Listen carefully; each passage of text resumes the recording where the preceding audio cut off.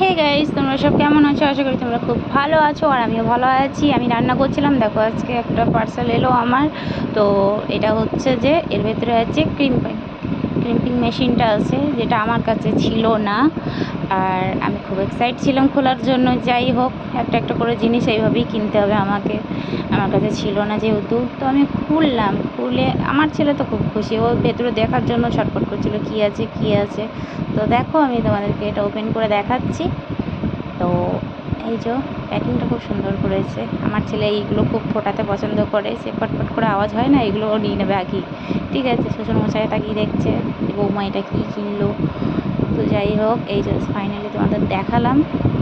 কেমন হয়েছে একটু কমেন্টস করে জানাবে। তো আমি তো চান করতে যাব, তাও নিজেকে ভাবলাম যে না, একটু আমার চুলের উপর দিয়ে একটু ট্রাইটা করি, দেখি দু একটা চুল নিয়ে একটু করি। তো সামনের চুলটা করলাম, দিয়ে করার পর বেশি হিট দিইনি, জাস্ট আমি চান করবো তো শ্যাম্পু করবো যার জন্য। তো একটুখানি জাস্ট তোমাদেরকে দেখানোর জন্য। এই দেখতে পাচ্ছ, হয়েছে মোটামুটি, তাই না? আজকের ভিডিওটা এই পর্যন্তই। Love you.